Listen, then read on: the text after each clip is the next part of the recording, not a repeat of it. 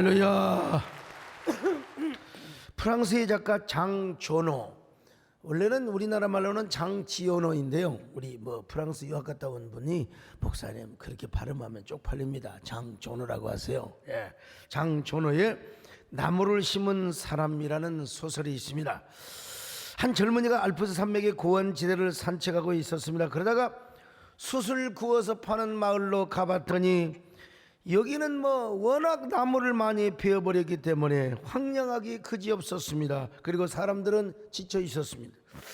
그래서 서로에 대한 불신과 미움으로 자살, 정신병, 그리고 살인까지 자행하고 있었습니다. 젊은이는 물을 찾던 중 양치기 목장인 엘지아 부피에를 만나게 됩니다. 그는 아내와 자식을 잃고 산골짜기에서 홀로 양을 치며 살아가고 있었습니다. 젊은이는 목자의 집에 머물게 됩니다. 밤이 되자 목자는 테이블에 도토리를 올려놓고 좋은 것과 나쁜 것을 구별하고 있었습니다. 다음날 그는 어젯밤 골라놓은 좋은 도토리를 황무한 땅에 하나하나 심었습니다. 황무지는 자기 땅도 아니요, 강요한 사람도 없는데 양치기는 신실한 도토리 나무를 황무지에 심기 시작합니다. 젊은이는 그런 양치기 목자의 알 수 없는 품위에 깊은 인상을 받습니다. 양치기와 헤어진 후 젊은이는 1차 세계대전에 참전을 합니다. 전쟁이 끝난 후에 젊은이는 다시 그 마을을 찾았어요. 양치기 목자는 여전히 그곳에서 나무를 심고 있었습니다. 그리고 자기가 보았을 때 처음에 심었던 나무들이 제법 자라서 아주 울창한 숲을 이루고 있었습니다.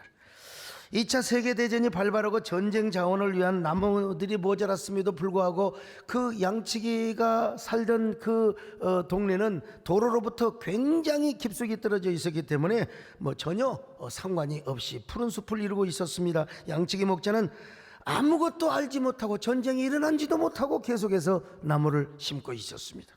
오랜 후에 젊은이가 다시 그것을 찾았을 때 황무지였던 그 마을은 아주 향긋한 향기와 푸른 나무 잎냄새들, 푸르고 울창한 숲 사이로 흐르는 맑은 계곡의 물소리가 절절절절 흘러내렸습니다. 마을에는 희망이 생겼습니다. 그리고 평화와 웃음이 넘쳐났습니다. 이것이 나무 심는 사람의 소설 이야기의 결론입니다. 이 소설은 문명과 환경의 심각한 위기 속에서 우리가 나아가야 할 방향을 가르쳐주고 있습니다. 사람과 세상을 변화시키는 감동적이고 가슴 따뜻한 소설이죠.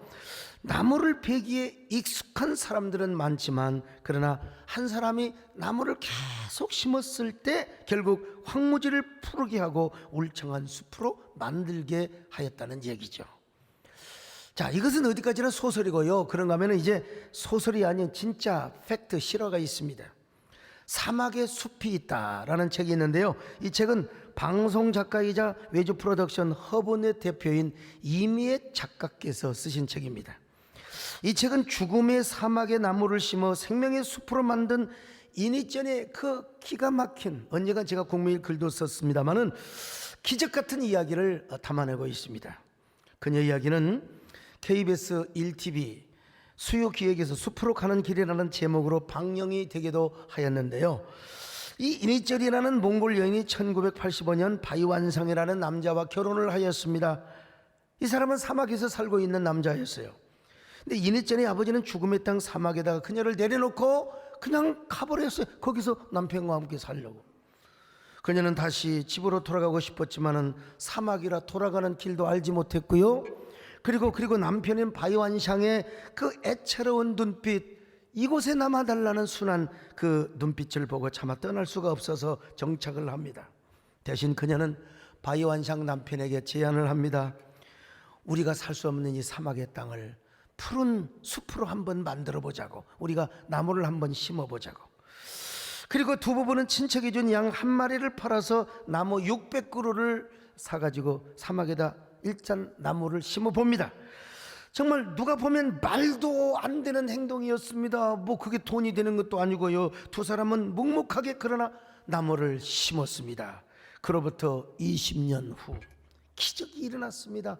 여러분, 10,000평도 아니요, 20,000평도 아니요, 1,400만 평의 사막 같은 이 건조한 땅에 세상에 온갖 나무와 채소가 자라며 믿을 수 없는 생명과 기적이 꿈꾸는 아름다운 땅으로 만들어지게 되었습니다. 여러분, 이미 작가는 이러한 이니전의 이야기를 듣고 감동을 받아서 직접 책을 썼습니다. 사막에 숲이 있다.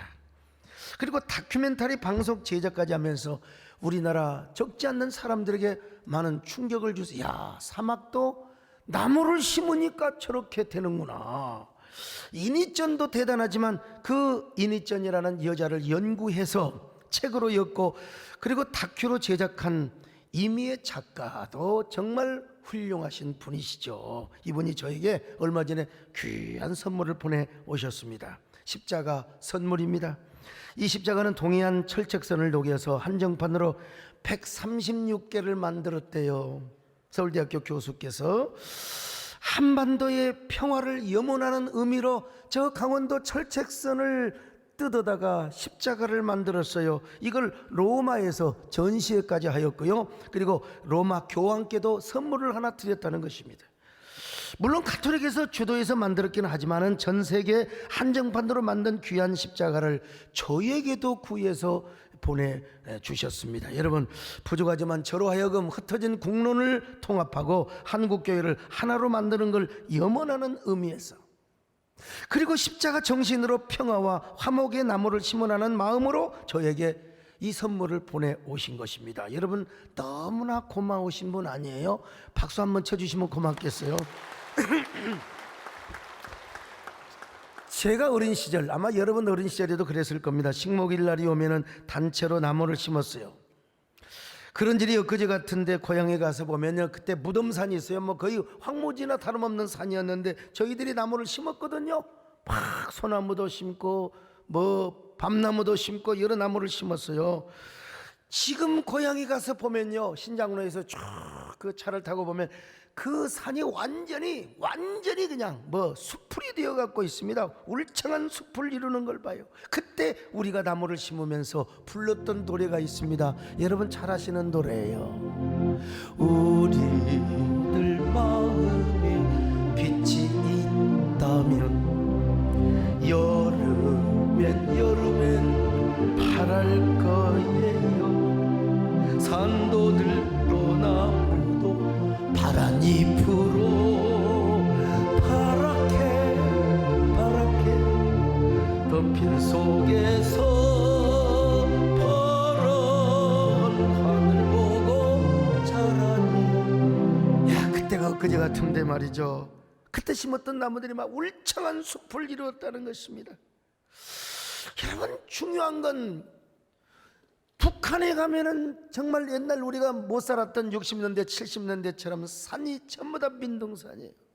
뭐 오늘 북한 얘기할 시간도 없고, 근데 중요한 건 뭐냐면 우리가 사는 이 사회와 이 시대가 너무 산성화되어 가고 있고 사막화되어 가고 있다는 것입니다.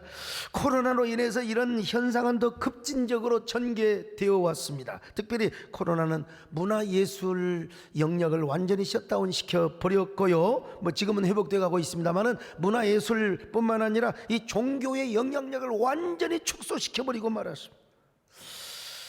교회는 물론 우리가 이웃을 사랑하고 또 우리가 이웃의 그 생명 복원의 앞장을 서야 하는 건 분명합니다. 그럼에도 불구하고 지나치게 그 방역본부가 예배를 제한하고 큰 교회건 적은 교회는 19명 예배를 드리도록 했다고 하는 것은 이건 두고두고 이거는 지난 방역본부의 어떤 실수와 허점이라고 생각을 합니다. 저는 예배 문제로 정부 측이나 방역본부와 대화를 할 때 항상 이런 이야기를 말씀을 드렸습니다. 뉴욕 맨하탄에 센트럴 파크를 만들자고 했을 때 수많은 사람들이 그 비싼 땅에 건물이나 지어서 수익을 남기지 무슨 뭐 거기다가 공원을 짓느냐고, 공원을 만드느냐고. 그때 센트럴 파크를 설계한 옴스테트가 이런 말을 했습니다. 지금 이곳에 울창한 숲이 담긴 공원을 만들지 않는다면 100년 후에는 이 넓이의 정신병원을 만들게 될 것입니다. 그분이 그렇게 악을 쓰고 주장을 해서 지금의 센트럴 파크가, 저는 지금도 여의도에 아직 여의도 공원을 걸어본 적은 없습니다만은 제가 그 여의도 공원을 뭐 63에서 본다든지 이건 볼 때 야, 이거 너무너무 잘했다. 정말 저도 여의도로 이사 가고 싶은 마음이 있을 정도로 가지는 않습니다. 왜냐하면 저 뒤에 얼마나 좋은 공원들이 많이 있는데 말이죠. 사람들에게 심리적인 안정과 정서가 얼마나 중요하다는 것을 깨닫게 해주는 이야기가 아닐 수가 없어요. 그래서 우리 예수님은 뭐라고 하셨어요? 사람이 떡으로만 사는 것이 아니다. 하나님의 말씀으로 사는 것이다. 하나님의 말씀뿐만 아니라 여러분, 우리에게는요, 감정의 어떤 그 순화가 있어야 돼요. 정서에 뭐라고 할까요? 순 기능이 있어야 되는데 이게 순화와 정화가 필요해요. 그렇지 않으면은 사람이 그냥 스트레스를 받아서 우울증에 걸리고 막 증오하고 그리고 막 그냥 그 싸우는 그 문화가 생길 수밖에 없는 거예요. 그래서 사람은 자연을 가까이 해야 됩니다. 그리고 산책을 해야 돼요. 사람들이 회색빛 콘크리트 안에서 바쁜 비즈니스 업무를 보다가도 주말이 되면요, 산책을 하는 이유가 거기에 있는 거예요. 문화예술 공연을 가는 이유가 거기에 있는 거예요. 주일날 교회로 찾아오는 이유가 거기에 있는 것입니다. 하나님의 형상대로 지음을 받은 이 영혼을 가진 인간이 어떻게 떡으로만 살아가겠습니까? 특별히 거듭난 영혼은 교회를 나오지 않으면 살 수가 없어요. 하나님의 은혜를 받지 않으면 살 수가 없는 것입니다. 여러분, 종교가 무엇입니까? 한마디로 종교는요, 인간의 죄 문제와 죽음의 문제를 해결해 주는 것입니다. 보이지 않는 세계, 보이지 않는 세계, 영혼의 세계, 그리고 죽음 이후의 세계를 설명하고 가르쳐 주는, 그러니까 뭐요? 철학 위에, 문화 예술 위에 뭐가 자리 잡고 있습니까? 종교가 자리 잡고 있는 것이죠. 인간은 누구나 죽음 앞에서 존재 불안을 느낍니다. 인간은 죄 안에 갇혀 사는 존재이기 때문에 누구든지 실존적 불안을 느끼게 되어 있는 것입니다. 그래서 여기에 대한 해답을 제시해주고 죽음 이후의 세계로 안내해주는 게 바로 뭐냐? 여러분, 종교. 그런데 여기에 대한 가장 확실하고 아주 분명한 해답을, 죄 문제와 죽음의 문제를 해결해주는 종교는 예수님께서 당신이 바로 길이요 진리요 생명이라고 말씀하셨어요. 그래서 예수님을 통해서 이 문제를 해결해 주는, 기독교만이 이 문제를 해결해 준다는 사실을 우리는 잘 알고 있습니다. 언젠가 방해 관계자와 이런 얘기를 할 때가 있었습니다. 저는 뭐 교회를, 식당 안에 뭐 문을 열어주는데 칼국수집은 이렇고 전철 버스는 이러는데 왜 교회를 이러느냐, 나 이런 얘기는 못합니다. 왜냐하면 자칫하면 교회가 칼국수집, 뭐 자칫하면 교회가 무슨 뭐 어디 저 만두집과 그냥 똑같은 이런 그 어떤 그 뭐 뭘까요, 그 관계로 이게 뭐 엮여지게 될 수 있고 그 프레임에 갇힐 수가 있기 때문에 그렇습니다. 그 수준으로 내려가면 되겠습니까? 교회가 고상하고 정말로 숭고한 예배를 드리는 곳인데 말이죠. 그런데 이제 그쪽에서 그런 얘기를 하는 거예요.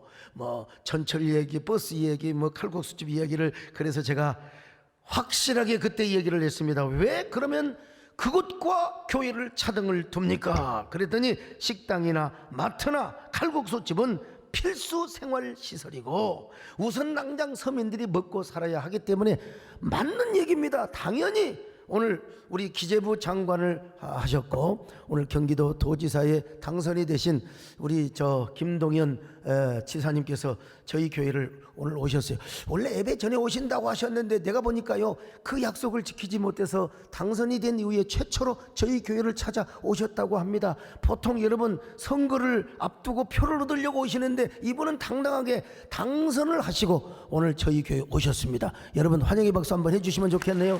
예. 근데 우리 김동연 지사님께서는 어떤 분이냐, 이 경제가 무엇인가를 알아요. 특별히 뭐 만두집, 칼국수집, 시장에 할머니, 골목에 뭐 난전에 모든 그 상인들까지의 심리를 너무나 잘 뚫어보고 계시죠. 뭐 제가 이해합니다. 당연히 그렇게 이해를 해야죠. 그런데 제가 뭐라고 얘기를 했느냐? 좋습니다. 그러면 우리 인간에게 종교가 필요 없다는 것입니까? 종교도 영혼의 필수 생활시설입니다. 만약에 영혼의 필수 생활시설을 제약하고 제한하고 무시한다면 우리의 국민들 마음이 황폐화되고 산성화되고 사막화되면 어떻게 되겠습니까? 우리가 영혼을 무시하고 그리고 정서적인 부분을 무시하고 날마다 그냥 먹고 사는 일만 치중하면 이 세상이 어떻게 되겠습니까? 우리가 일도 중요하지만 영원히 호흡하고 사는 것이 얼마나 중요한지 아세요? 이렇게 제가 설득을 한 적이 있어요. 여러분, 그러므로 우리가 사는 이 세상과 사회의 사막화를 방지하고 산성화를 스톱시키려면요, 먼저 문화예술이 융성해야 됩니다. 문화예술이 융성해야 돼요. 그리고 뿐만 아니라 이 종교 활동이 굉장히 활성화되어야 되는 것입니다. 특별히 죄 문제와 죽음의 문제를 확실하게 해결해주고 내세 문제를 정확하게 해결해 주는 이런 우리 교회의 종교 활동, 목회 활동이 왕성해야 여러분, 이 나라의 국민 정서 그리고 모든 사회가 아름다운 선순환의 기능이 이루어진다는 것입니다, 여러분. 그리고 어떻게 됩니까? 이 사회가 건강하게 된다는 거예요. 아마 세계 경제의 석학일 뿐만 아니라 노벨 경제학상까지 받으신 아마르티아 센이라고 하는 교수님이 계세요. 이분이 이런 얘기를 했습니다. 한 국가가 번영하고 국력이 신장되는 배후에는 반드시 기독교의 영적인 부흥이 있었다는 것입니다. 저는 여기다가 이 한마디를 더 보태고 싶습니다. 문화예술이 찬란하게 빛나는 전성시대에도 하나같이 기독교의 영적인 부흥이 있었다.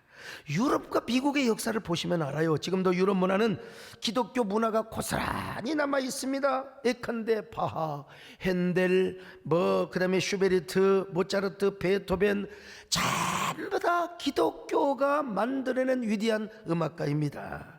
그림 같은 경우도요, 레오나르도 다빈치, 미켈란젤로, 라파엘로 할 것 없이요, 전부 기독교 문화를 꽃피웠던 예술가들이었습니다. 그래서 기독교 문화가 융성하게 되면 앉아서 비판하고 싸우고 다투고 탁상 공론하는 일이 없어집니다. 여러분, 동적인 문화가 막 그냥 활발해야 되거든요. 기독교 문화가 활발한 곳에는 문화가 항상 정지되어 있지 않고 동적으로 막 그냥 움직여지는 겁니다. 그게 바로 스포츠 문화입니다. 유럽을 보세요. 스포츠가 온 나라의 국민들을 막 즐겁게 하지 않아요. 특별히 축구요, 축구. 오늘 제가 보니까 우리 도지사님께서 아주대 총장을 하실 때 우리 하석주 집사님이 지금도 아주대학교에 축구 감독을 하고 있습니다. 우리 하석주 집사님 얼마나 유명합니까? 옛날에 왼발잡이 그냥 착 월드컵에 가서 원정으로 처음으로 볼을 찾는데 그만 너무 흥분을 해가지고 어떻게 해서 상대방을, 나는 잡은 기억이 없는데 어떻게 잡아버렸던 것 같아요 하고 퇴장을 받기도 했는데, 오늘 우리 하 집사님 2부 예배를 보고 가셨다고 아직 알아보니까요. 근데 아이고, 프리미어 리그, 분데리스카, 세리아 A, 라리가, 리그왕 등요, 이 유럽 축구는요 지역 대결이 아니라 토너먼트식이기 때문에 동적인 문화를 형성합니다. 그리고 막 주말이 되면 막 유럽 사람들이 막 그냥 그 경기장에 가서 막 웃고 싸울 일이 없어요. 앉아서 다투는 문화는 맨날 싸우고 박치기를 합니다. 반드시 그 마음에는 사막화되고 산성화되어 있어가지고요, 그래가지고 막 다투고 공격하는 문화입니다. 그런데 기독교 정신이 융성한 곳에는요, 정적인 문화보다는 활동한 문화, 그냥 움직이는 문화예요. 한마디로 뛰는 문화요. 동적인 문화는 사람들을 활력 있게 만들고 막 기분 좋게 합니다. 이거 사실 우리나라도 프로축구라든지 아니면 또 프로야구 이런 게 좀 조금 더 이렇게 활성화되면 좋거든요. 다 사람들이, 여러분 우리 옛날에 그 2002 월드컵 때요, 그때는 종교와 모든 지역을 초월해서 그냥 우리나라가 한 골을 넣으면 저 광화문에서 우리도 여러분 대형 스크린을 놓고 우리가 함께, 교인들 집에서 보면 심심하니까 교인들 다 모이세요. 그리고 항상 골문에 앞일 때는 그냥 주여를 부르세요. 그냥 우리가 또 이게 우리 골문 앞에서 막 그냥 주여를 부르고 막 꽁이야 물러가라. 여러분 그때 얼마나 신앙을 초월해서 얼마나 끈끈한, 이게 여러분 동적인 문화인 것입니다, 여러분. 결국 교회가 무슨 얘기냐? 교회가 건강해야 문화예술도 건강하고 스포츠도 활발해져서 모든 사회가 뛰는 문화가 되고 동적인 문화가 된다는 겁니다. 자, 깨달아지면 아멘 합니다. 자, 오늘 문화 강연이 아니고 사실은 아바타라는 영화를 여러분 기억하시죠? 아바타 한번 보세요. 우리 김표현 장로는 아바타 보셨어요? 자, 배장용이는 아바타 안 봤죠? 아바타 안 봤죠? 아바타를 안 보는 사람이 지금까지 생존해 있다는 건 기적입니다. 미국의 자원개발공사인 RDL 회사는 초전도 물질의 희귀금속인 은옵타늄 광맥을 개발하기 위해서 숲을 찾아오고 있는 원주민 나비족을 몰아내려고 합니다. 이 나비족은 진짜 영적인 생명인 숲과 교감을 나누며 근원적으로 소통하고 있었던 그야말로 초인간, 초인류적 존재라고 할까요? 그들은 영적인 생명의 숲을 지키기 위해서 필사적으로 저항합니다. 그런데 이 RDA 회사는 온갖 첨단 무기를 내세워서 그 숲을 파괴하려고 나비족을 쫓아내려고 하는데, 여러분, 그 나비족들은요, 막 적대 관계에 있었던 희귀 동물까지 다 동원해. 이게 참 영화치고 대단한 영화입니다. 서로가 앙숙이었던 동물들의 힘을 합쳐가지고 저 신무기와 싸우며 숲을 지켜내려고 합니다. 근데 놀라운 것은 뭐냐, 참 기가 막힌 게요, 영화를 보는 관객들이 지구의 인간보다는 꼬리 달린 나비족이 편이 되어가고 있다는 것입니다. 더구나 지하자원 세계 정보 수집차 밀명을 띄고 나비족을 향해 내려갔던 전 해병대원이었던 제이크는 아바타로 자 나비족의 숲으로 이제 진격을 하러 갑니다. 그런데 중요한 건 뭐냐면, 그렇게 활동을 하다 보니까 나비족 가운데 꼬리 달린 예쁜 여인과 사랑을 나누게 됩니다. 제이크는 나비족이 사는 아름답고 신비스러운 생명의 숲과 그리고 모든 존재들과 함께 소통하는 과정 속에서 마침내 나비족의 한 여인과 깊은 사랑에 빠지게 돼요. 저를 갑자기 이상하게 보는데요, 사랑에 빠집니다. 그때 저는 그 노래가 흘러나오지는 않았지만 제이크의 아바타가 나비족 여인을 향하여 이런 노래를 부르고 있는 것처럼 제가 분위기를 그렇게 느꼈습니다. 제이크니까 제이지요. 제이 초전도의 차원이 멀리 사라진다 해도 제이 나의 사랑은 여전히 깊어가는데, 난 너를 못 잊어. 난 너를 사랑해. 사랑의 분위기가 느껴집니까? 정권사님이 끄떡끄떡한 거 보니까 이제 느껴지는 것 같아요. 이 제이크는 말이죠, 인간을 배신합니다. 지구를 배신하고, 지금 우리 RDA 회사에서 너희들을 이렇게 작전을 짜가지고 지금 치려가고 있어. 그러니 막아야 돼. 참. 그러니까 제이크는 RDA 회사에 이게 방해자가 되어버리고 마는 것입니다. 그럼에도 불구하고 관객들은 인간을 배반하고 지구를 배신한 제이크를 지지합니다. 제이크가 막 지쳐서 쓰러지면 아바타가 일어나기를 막 마음속으로 박수를 치면서 마음속으로 성원해 주는 거예요. 왜 그런 줄 아십니까? 이유는 하나요. 우리 인간은 모두 자연을 지키고 숲을 지키고자 하는 본성과 본능이 있기 때문에 그렇다는 것입니다.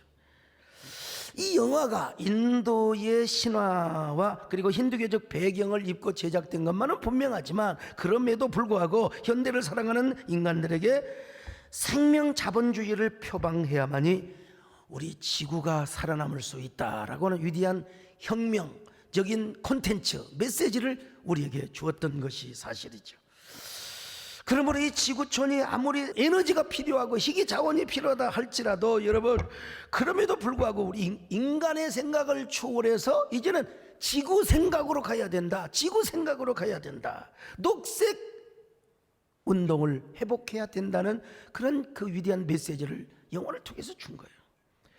그래서 MB 정부 때부터 시작했던 저탄소 그리고 녹색 성장 운동이 계속됩니다. 지난 정부에도 시작되었던 탄소 중립운동. 그래서 언젠가 어느 신문에 탄소 중립운동 우리 한국교회가 앞장서야 한다고 했더니 어떤 어떤 양반이 또 저를 막 공격을 했어요. 어떻게 말 친정부리니까 저탄소. 내가 그래서 전화를 걸어가지고, 야, 이 무식한 인간아, 저탄소는 지구가 살려고 하는 것이다, 이 인간아 라고 얘기를 하려다가 제가 안 했습니다. 여러분요, 돌아가신 이어령 교수님께서도 산업자본주의에서 녹색자본주의로 혹은 생명자본주의로 전환을 해야 된다고 한 거 아닙니까? 그러니까 기독교인이건 비기독교인이건 간에 지구촌에 사는 인간이라면 모두 이런 중요성을 앞에 두고 우리가 이 운동에 참여를 해야 한다는 것입니다. 그래야 우리 후손들이 마음 놓고 우리가 살아갈 수가 있습니다. 그렇지 않으면 모든 나라가 공멸을 하게 될 것이고, 그리고 지구에 종말이 오게 된다는 거예요. 지금도 여러분 얼마나 아마존 그 숲이 밀림이 그냥 그 훼손되고 있는 줄 아십니까? 그래서 제가 언젠가 아마존에 가가지고 나무를 베는 사람들이 있으면 혼내 주려고 하는데 그때는 없더라고요. 오늘 우리가 인간 편에서만 개발하고 자연을 훼손하려고 하지 말고 지구 생각을 가지고 숲을 보존하며 생명 존중 시대를 열어가야 한다는 것입니다. 생명 존중 시대를 열어가는 사람은 우리가 어떻게 살아갑니까? 저탄소 운동, 이것 가지고는 절대로 여러분 불안전합니다. 이제 무슨 운동을 해야 하느냐? 영혼의 녹색 운동을 해야 한다는 겁니다. 오늘 제가 이 이야기를 하려고 지금 장황한 서론을 끌어들인 겁니다. 하나님은 말씀 한마디로 천지를 창조하셨습니다. 그 천지 만물 중에 한 행성이 우리가 사는 지구입니다. 여러분, 수많은 별처럼 수많은 행성들이 있는데 그 안에 우리가 살고 있는 게 여러분 지구촌이에요. 이 지구에다가 하나님께서 사람을 창조하셨습니다. 사람을 창조하실 때 지구촌은요 온 세상이 생명으로 가득했습니다. 더구나 에덴 동산은 생명으로 가득한 녹색 동산이었습니다. 이곳에다가 하나님이 사람을 지으셨습니다. 어떻게? 하나님의 형상으로. 창세기 2장 7절에 보니까 하나님은 먼저 흙으로 사람을 지으셨습니다. 그리고 코에다가 생기를 훅 하고 불어주셨어요. 창세기 2장 7절 읽습니다. 시작. 여호와 하나님이 땅에 흙으로 사람을 지으시고 생기를 그 코에 불어넣으시니 사람이 생명이 되니라. 자, 사람이 생명이 된지라. 여러분, 이걸 뭐라고 하냐면 생명을 넷페시하야. 저도 이게 사람에게만 넷페시하야라고 한 줄 알았어요. 몇 년 전까지 그렇게 알고 있었는데 목사도 성경을 다 아는 게 아니거든. 그런데 보니까 우리 이성 목사님이 언젠가 저한테 그걸 발견해 주는 건 자기도 몰랐다는 거예요. 총신 교수님이. 이게 보니까 짐승에게도 넷페시하야.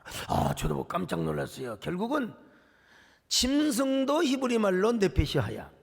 살아있는 존재입니다. 인간도 살아있는 존재 넷페시하야. 근데 뭐가 차이가 나느냐? 짐승은 하나님께서 말씀으로 야, 너 개가 되거라. 야, 너는 소가 되거라. 하나님 말씀으로 다 짐승을 지었는데 여러분, 인간은 어떻게 지었습니까? 이제 딱 흙으로 사람을 지었어요. 흙으로. 지금 졸고 있는 사람은 뭐 흙이나 뭐 매반 다름이 없어요. 자, 흙으로 사람을 지었고 그 코에다가 훅 하고 생기를 불어넣어 주신 거예요. 하나님의 호흡을 불어넣어 주신 거예요. 이게 니시마트 하임이라고 하나님의 생기입니다. 그랬더니 여러분, 이 사람은 하나님의 형상으로 지음을 받은 거요. 그리고 영적인 존재로 지음을 받은 겁니다. 여러분, 하나님의 생기로 우리 인간이 지음을 받았단 말은 첫째는 뭐냐? 하나님의 형상대로 지음을 받았고, 둘째, 사람은 짐승과는 달리 영적인 존재다. 우리는 다 영적인 존재요. 우리 집에 애완견을 좋아하는 사람의 표현을 하면은 가족이 한 명 들었습니다. 여러분, 우리 예손주들이 이제 미국을 가면 집사람이 적적하고 또 뭐 갱년기 우울증이니 뭐 해가지고 또 저에 대해서 공격성으로 접근할 수 있을 가능성이 있거든요. 그래서 저희 아들이요, 아빠하고 엄마하고 우호적 무관심 속에서 사이좋게 잘 살라고 개를 한 마리 분양을 해왔어요. 아주 굉장히 뭐 상당히 그 좋은 족보가 좋은 개라고 하던데, 저도 보니까요, 그 개의 눈망울을 보니까 제 연민을 뺏어가잖아요. 야, 저 눈을 보세요. 저거 불쌍해. 얼마나 연민해요. 새끼가 왔는데 저한테 그런 것 같아요. 난 할아버지 사랑이 필요해요. 날 사랑해 주세요. 그래서 제가 저걸 안고 사진을 찍어서 일부에 보여줬더니 우리 권사님이 그걸 보시고 이 사람아 제발 개 품는 거 목사가 품위가 있어야지. 품위가 무슨 품입니까 요즘.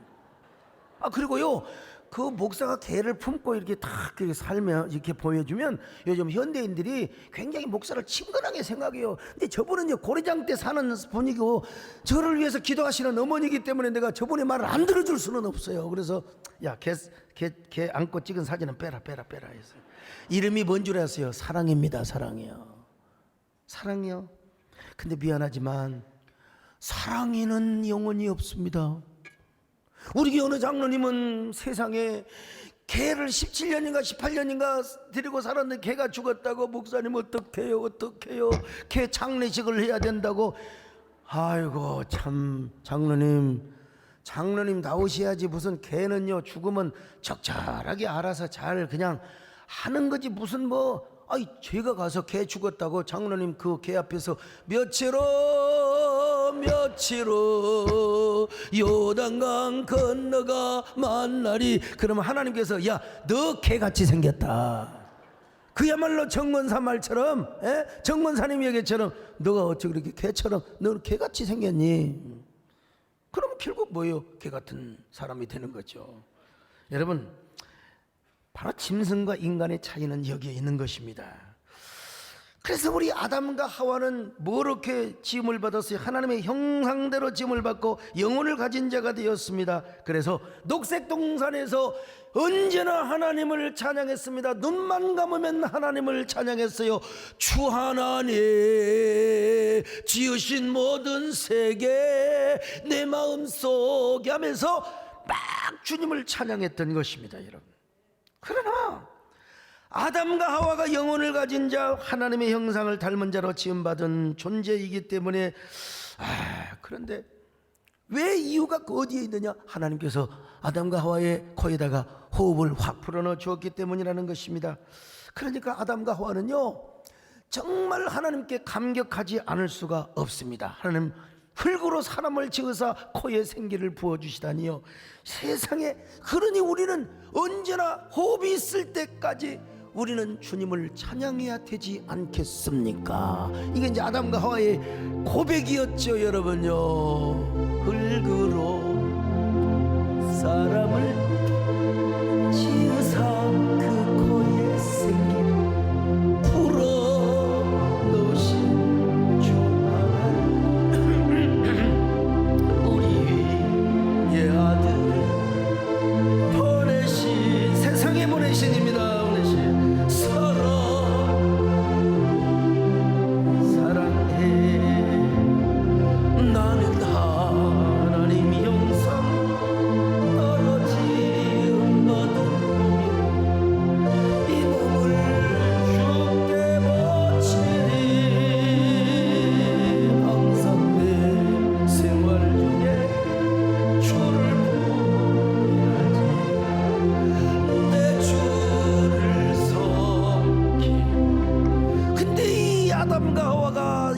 사탄에게 유혹을 받아가지고 여러분 선악과를 따먹고 어디로 쫓겨납니까?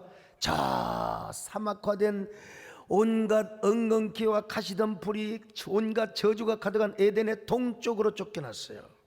영혼도 망하고 그리고 그의 하나님의 형상이 일그러지게 버리게 되었어요.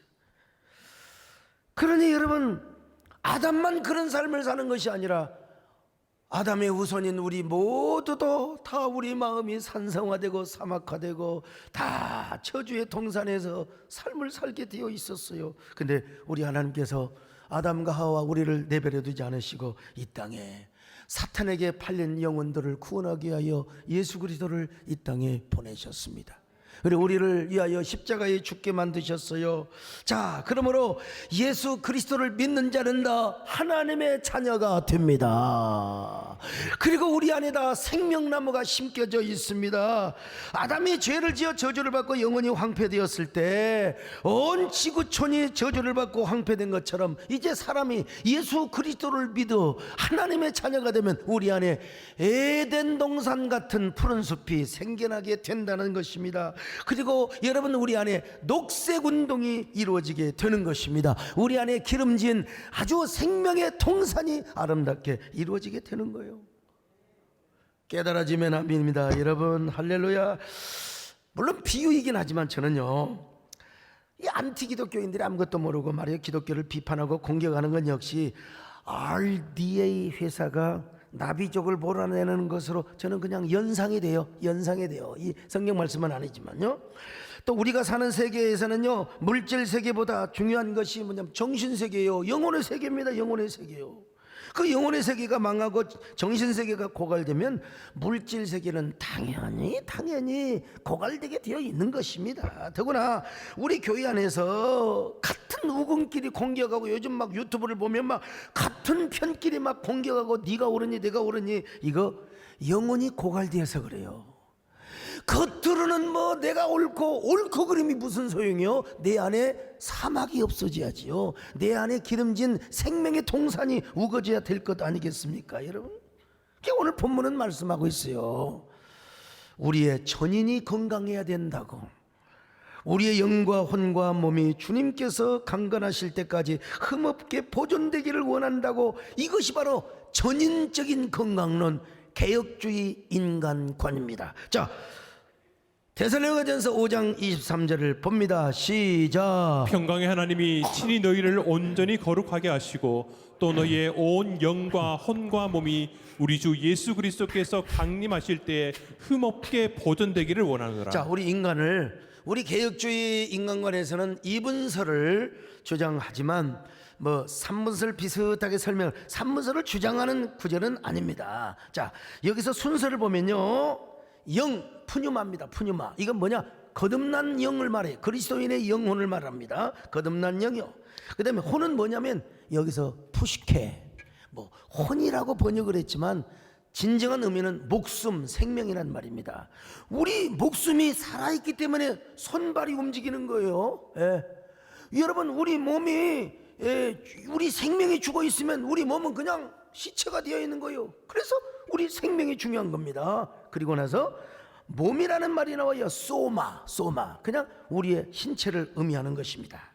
그런데 우리 육체가 건강하려면 일단 우리 안에 생명력이, 우리의 정신세계가 확실해야 되고, 그리고 그것으로 끝나는 게 아니라 우리의 영이 거듭나고 건강해 있어야 우리 안에 푸른 에덴 동산이, 물된 동산이 이루어져 있고, 그리고 아름다운 전인적 건강이 이루어진다는 것입니다. 자, 이것을요 뭐라고 말합니까? 이사야서에는 이렇게 아름다운 문학적 표현으로 설명을 하고 있어요. 자, 이사야 58장 11절을 읽습니다. 시작. 여호와가 너를 항상 인도하여 메마른 곳에서도 내 영혼을 만족하게 하며 내 뼈를 견고하게 하리니 너는 물된 동산 같겠고 물이 끊어지지 아니하는 샘 같을 것이라. 여러분요, 사막이 아니라 물된 동산이요. 그 물된 동산에 나무들이 쫙 심겨져 있다고 생각해 보세요. 이러한 건강한 영혼의 상태, 건강한 생명의 상태, 그리고 건강한 전인적 건강을 이루는 개혁주의적 인간관, 바로 이러한 모습을 물된 동산으로 이렇게 설명을 하고 있습니다. 그런데 여기서 제일 우선순위가 뭐예요? 영혼입니다. 그리고 우리의 생명입니다. 이걸 혼으로 번역을 했어요. 목숨입니다. 여러분, 생명도 두 가지가 있어요. 지금 저 서울대 중환자실에, 아주대학교 중환자실에 그냥 호흡기 꽂고 겨우 살아가는 인생이 있어요. 물론 그 생명도 고귀합니다. 의사가 함부로 호흡기를 뺏어도 안 돼요. 살아있는 이상 생명입니다. 고귀한 생명이요. 그러나 우리 하석주 지사미처럼 그냥 지금도 계속해서 달리기 하고 막 그냥, 저도 여러분 산에 올라갈 때 어지간 산은 뛰고 싶어서 아직은 젊음이 있다는 거죠. 엊그저께 산에 가는데 어떤 아줌마가 나보다 빨리 가잖아요. 나 보니까 야, 운동 차림도 제대로 되고 그분은 분명히 육상 선수였던 것 같아요. 내가 질 것 같냐? 나도 뛰었습니다. 나도 뛰었다. 너만 뛰냐? 나도 뛰자. 그리고 내가 여러분 따랐겠어요? 떨어졌겠어요? 따랐는데 숨이 보통 찬 게 아니야. 그리고 뒤에 아줌마를 봤더니 씨구국 하는데, 이야, 그 분명히 나보다 한 25살 어린 사람이고 그리고 운동 출신이요. 여러분, 이렇게 건강한 생명과 저 중환자들의 생명은 차원이 다르는 거예요. 그런 의미에서 푸시케가 건강해야 돼요. 건강해야 돼요. 이게 바로 이러한 은혜와 축복을 누가 주느냐? 평강의 하나님께서 주신대요. 자, 23절로 24절을 보시겠습니다. 시작. 평강의 하나님이 친히 너희를 온전하게 거룩하게 하시고 또 너희의 온 영과 혼과 몸이 우리 주 예수 그리스도께서 강림하실 때에 흠없게 보존되기를 원하노라. 자, 너희를 부르시는 이는 미쁘시니 그가 또한 이루시리라. 평강의 하나님께서 여러분들에게 전인의 건강을 이루어 주시기를 바랍니다. 요한 3서 2절에 뭐라고 해요? 영혼이 잘되고 범사가 잘되고 강건한 축복 아닙니까?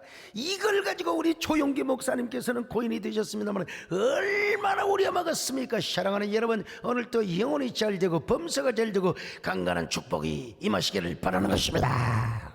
여러분에게 있기를 바랍니다, 여러분. 근데 하나님께서 이러한 일을 우리에게 은혜 주시되 여러분, 우리를 통하여 이런 사역을 또 하고 계세요. 우리가 물된 동산에 축복을 입었다면 여러분들이 그 은혜를 누리며 다른 사람에게 물된 동산의 축복을 공급해 줘야 돼요. 그런 은혜가 흘러가도록 해야 됩니다. 그런 은혜가 전달하도록 돼야 됩니다, 여러분요. 이게 뭐냐? 오늘 설교의 제목이요, 나무 심는 거장입니다. 영혼의 녹색 운동을 하는 사람이요, 아무리 황량한 들판이라 할지라도 나무 심으면 여러분 숲이 되지 않아요? 그런 것처럼 오늘 현대인들의 마음이 얼마나 황량하고 사막화되고 산상화되어 있어요. 그런데 우리가 예수 그리스도의 생명나무를 심어주는 거예요. 그리스도의 복음을 전하는 것입니다. 그래가지고 여러분 그 안에 생명의 숲이, 생명나무의 숲이 가득가득하네. 이게 뭐냐? 전도고 영혼의 녹색 운동이라고 하는 것입니다. 그럴 때 여러분 특별히 코로나로 인하여 소상공인들, 우리 자랑이 아니라 우리 도지사님 오셨으니까 자랑이 아니라요, 우리 그 소통 상품권을 만들어 가지고 지역 주민들에게 그냥 몇 억어치를 뿌렸거든요. 교인들한테 소통 상품권을 갖다가 주면서 갑자기 자랑하려니 쪽팔리네. 아무튼간에요. 하고 이 지역 경제를 살려서 이 지역의 소상공인들이 얼마나 교회를 다시 봤답니다. 교회를 하고 그분들이 하는 말이요, 바꿔 종교도 더 바꿔 하면서 우리 교회 많은 분들이 다 이렇게 교회 오셨는데요. 우리 영혼의 녹색 운동이 얼마나 중요한지요. 그럴 때 이 사회가 마치 푸른 공원과 같고 푸른 숲과 같은 세상이 되는 것입니다. 제가 언니가 시를 썼어요. 꽃밭 여행자라고. 꽃밭 여행자라는 시집에 나와 있는 꽃밭 여행자이십니다. 꽃밭을 여행했으면 사막으로 가라. 사막을 다녀왔으면 다시 꽃밭으로 가라. 꽃밭의 향기를 사막에 날리고 사막의 침묵을 꽃밭에 퍼뜨리라. 꽃밭에는 사막의 별이 뜨고 사막에는 꽃밭에 꽃잎이 날리리니. 어느 날 제가 잠이 안 오는데 내가 한번 이거 곡을 한번 붙여볼까. 제가 이게 좀 돌팔이 가끔 이렇게 작곡을 하거든요. 근데 또 어떤 노래는 괜찮아요 하고 제가 작곡 발표를 했을 때 KBS에서 찍어가지고 여러분 방영을 했는데 뜨지는 않았습니다, 여러분. 자, 한번 이 노래 들어보시겠습니까? 좀 자신감 있게 불러보세요. 꽃밭을 거닐었으면 사막으로 가세요. 사막을 다녀왔으면 다시 꽃밭으로 가세요. 꽃밭에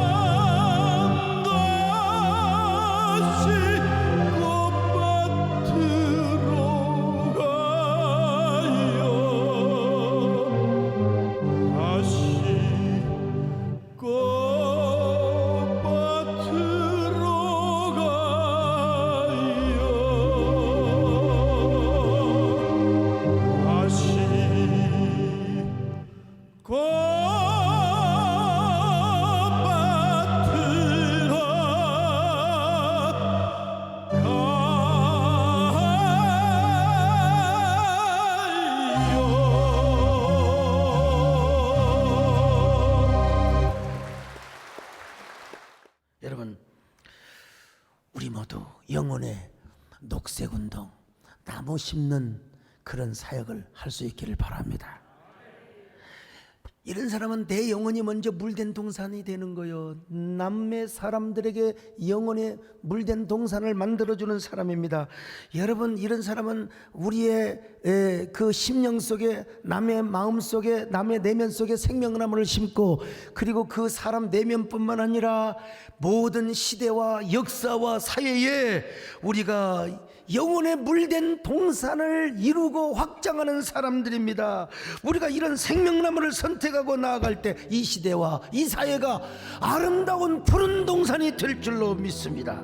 위대한 영혼의 녹색운동의 주인공이 될 수가 있습니다. 그런 저와 여러분이 되시기를 주님의 이름으로 축원합니다. 갈보리 언덕에